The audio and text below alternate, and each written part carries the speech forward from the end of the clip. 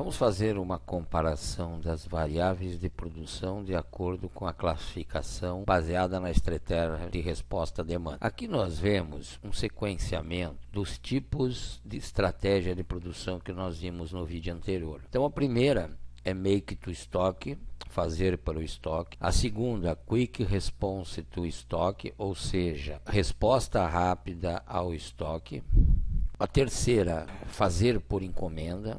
A quarta é fazer sobre ordem, fabricar sobre ordem.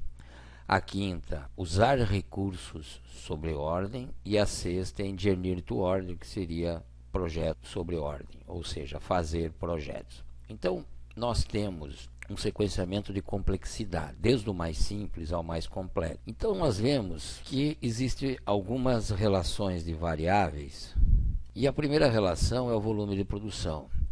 Ou seja, quanto mais simples o nosso processo de produção, maior volume de produção ele terá capacidade de ter. Então é o caso para o estoque ou fabricar rapidamente para o estoque.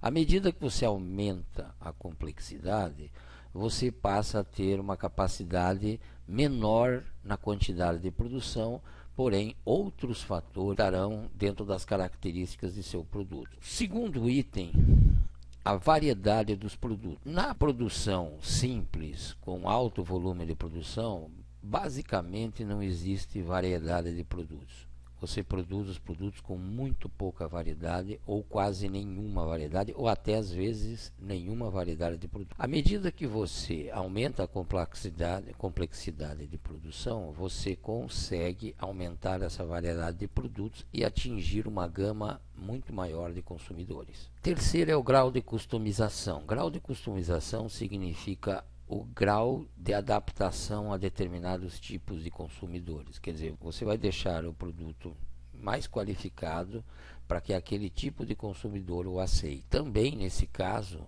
há a necessidade de um grau maior de complexidade na produção para atingir esse alto grau de customização. Ou seja, as características de produção mais simples não conseguem possuir customização.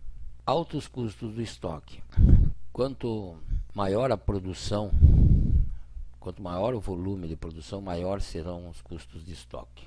E aqui também tem outro fator. Até o terceiro item, quer dizer, fabricação sob encomenda, você tem produção de estoque. Depois que você passa para fabricação sob ordem, recursos sobre ordem e projetos sobre ordem, você passa a ter zero de estoque ou muito pouco estoque. Então, à medida que aumenta a complexidade de produção, reduz os custos com estoque. E baixa o tempo de resposta.